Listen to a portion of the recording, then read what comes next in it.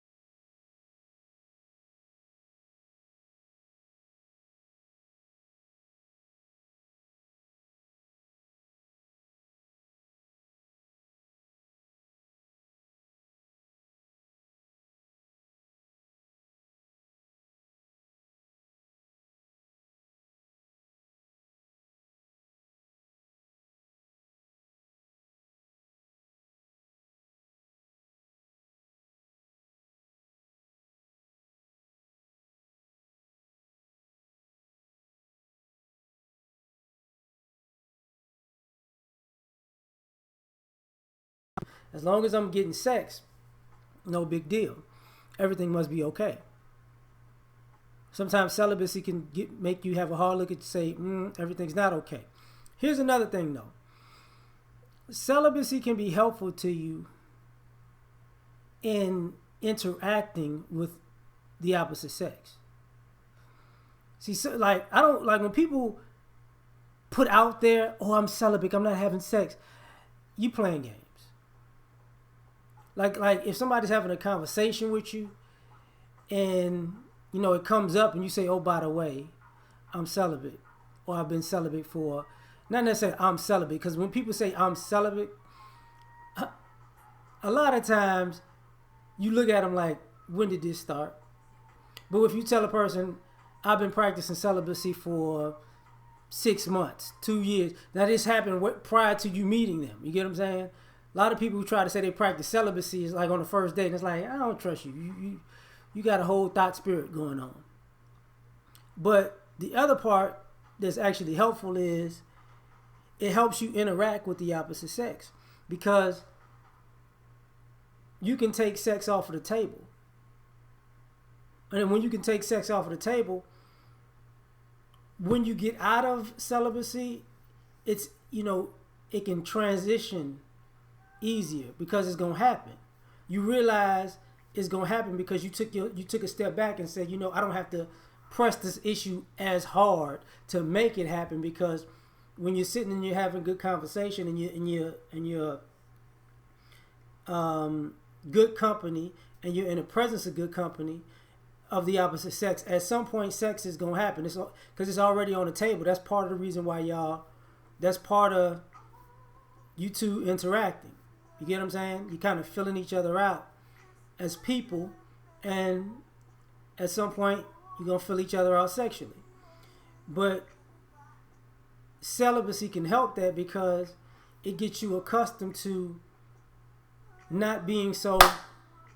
Let's get it right now. So you can be able to see the red flags, or you won't go in blind, or you won't let sex blind you to things things you would have paid attention to. In some ways, keeps you away from lust in the sense of putting you in a situation where you might catch a STD, because you might not see the signs and symptoms of an STD in a person, or a person who's reckless sexually, if you're not practicing, if you haven't practiced celibacy, or if you're practicing celibacy. You only got to do it, I think, once, to be perfectly honest.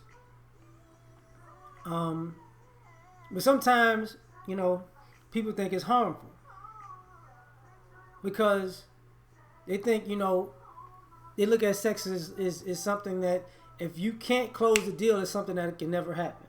So some people approach sex with a poverty mindset, not necessarily poverty, but to a degree, with a if I don't get it tonight, I'll never get it ever. You know what I mean? I gotta get it right now, and that's harmful for people who are celibate, or I would count those people like people in a drought who they trying to break out of their drought, so they got to do anything. It's harmful when the lack of sex makes you desperate, and it makes you uptight. It makes you angry because part of the issue is you can't relax, and that's why I said to a degree celibacy can be helpful, because when you learn how to relax in celibacy, it's gonna make your interactions with the opposite sex a whole lot better, and you're probably gonna have a better opportunity to have more sex on the back end, because you can not only control yourself and your urges, but you can let the evenings and the days and nights flow. It's not at 7:30 we got to do it.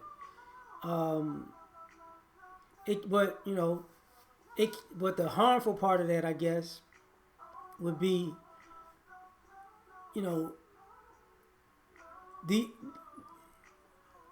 when the urge overcomes you, you're prone to do ignorant things. You're prone to put yourself in positions that you wouldn't have if you felt like you were sexually satisfied. It controls you now. You start looking at people who you wouldn't look at before because you just need to get it off. That pig looking kind of cute. Nah, I mean, I don't know what it is about that pig, but it's kind of sexy. Getting thick too. That trough, boy, that trough. Like, it starts to, people do crazy things. And, you wake up with people like, and that's part of like the drought. Like sometimes people are so wound up and they just gotta release that you wind up entering a situation with a person that you might not have entered that situation with, but more so you start feeling like you let yourself down, because now you wake up feeling like you got raped, but you raped yourself. You did it. Like you decided to smash a Ewok or Chewbacca. You just needed to get it off, and now you looking over like, what am I? I feel so dirty. I need to put an APB out on my on my dignity. My integrity is missing. My standards. My standards. Where did my standards go? Somebody GPS my standards. And this is part of the negative part, because then you know, now you back out there trying to get something better than that to feel better about yourself, because you don't want to even count what you just did, but you did it. You did it. Okay? Okay? You woke up with Peter Griffin. You woke up with Roseanne. You did it. Okay? Yes. You was holding Precious by the back of her neck. Yes, you was. You sound like Halle Berry, you know, with Homer Simpson on top of you. Make me feel good. Then you're like, what?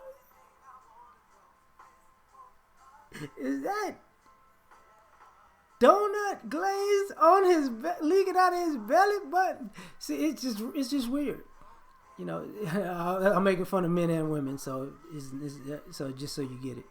But I'm done with this one. Like, share, subscribe. Catch y'all on the next one. Peace.